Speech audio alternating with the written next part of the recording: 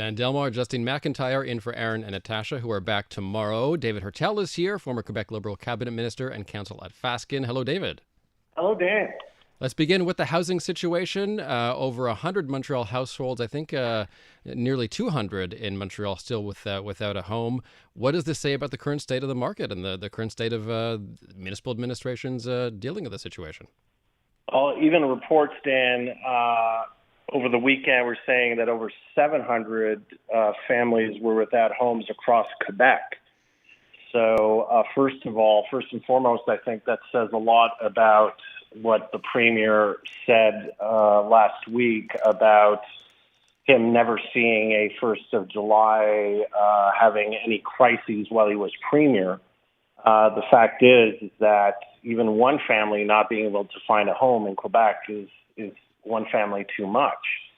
And the fact is that all three levels of government, municipal, provincial, and federal, have just been sleeping on this issue for years. But now, today, we find out that there's ample evidence, now data, real data, showing that the city of Montreal is clearly lagging behind other major Canadian cities like Toronto and Vancouver with regards to housing starts.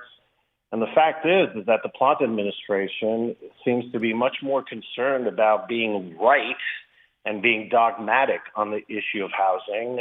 When you look at density with Bridge Bonaventure not getting off the ground, and of course, this ongoing fiasco with Blue Bonnets. Now it's been 6 years now with the Plante administration not being able to get a single housing unit off the ground there. And we saw it last year. The Plante administration actually went out for a request for proposals. And Dan, you'll remember that nobody submitted a bid to develop a parcel of land at Blue Bonnets. Why? Because the conditions simply are not favorable, because of the 2020 rule, because of the red tape that prevents projects to get off the ground. And on top of that, you look at what the city has in terms of land, in terms of buildings it could convert, and with a $6.76 billion budget, it manages to raise taxes, announce a surplus of over $300 million, and yet there's no money for housing, not enough to get it going.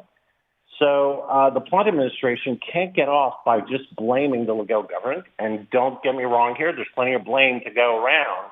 But the fact is that the city of Montreal could do much more. Instead of spending $500 million this year on bike paths, that money could definitely go into housing starts.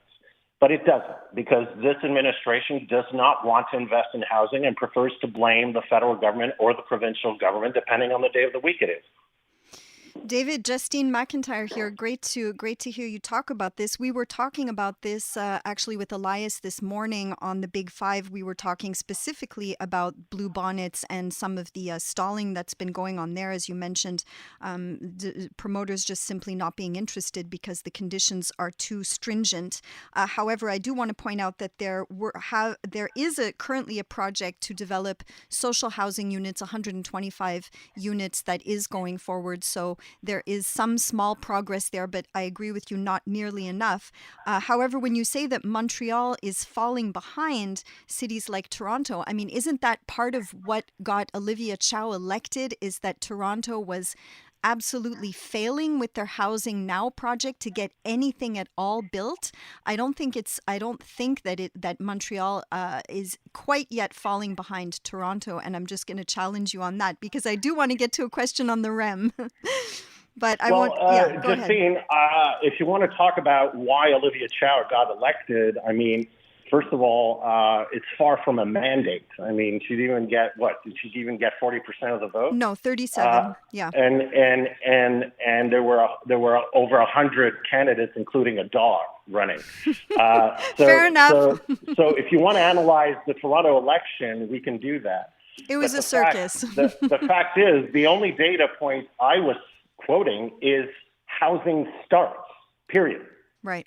The fact is that right now, even if Toronto and Vancouver are much more expensive cities, much more than Montreal, so it should be economically more feasible and more interesting to build in Montreal right now.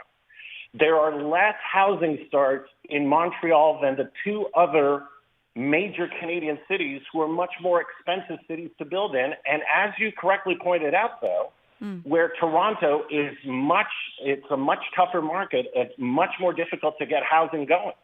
And so how come in Montreal, we're talking about buildings and money that is available? There's federal money available. There's provincial money available. There's municipal money available. Yeah. And again, there are choices being made here. $500 million in this year's budget in the city to build bike paths instead of housing. I don't think it was. I don't think it was. Yeah. $343 million surplus, and yet we raise taxes, and we still don't do more for housing. So I'm just talking about what kind of choices the city is making. Granted. And I do want to have this debate with you, and I hope we're going to have a chance to have it together soon on the Big Five. I want to quickly ask you, because we've got about 1 minute left, but I do want to get your take, David, on the new project for the REM. I mean, talking about big budgets, this one is coming out at $36 billion. $36 billion for the newly designed East End REM line, which, by the way, is no longer going to be a surface train. They're now talking about running it completely underground. What's your take on this? Well, way to kill it, people. The fact is that what this means in its present form, there will not be a REM de l'Est. That's what it means. Look, the government killed a then $6.5 billion boondoggle in Quebec City. And do you really think a regional francophone nationalist government in Quebec City is going to foot the bill for $36 billion of underground electric trains? So why not put that money in extending the Green Line and the Blue Line instead of talking about something that will never see the light of day? And again, the last point I want to make very quickly here is while the previous project for the REM de l'Est, yes, it had issues. I get the fact that people didn't like the elevated structure downtown, but there was a possibility of getting it done. And here now, what's happening now is forget about the Caisse de dépôt getting involved in this. So this is all going to have to be public money. And two, this will never see the light of day in its current form. So the price tag has blown it out of the ballpark. David Heurtel, so great talking with you as always. Thank you.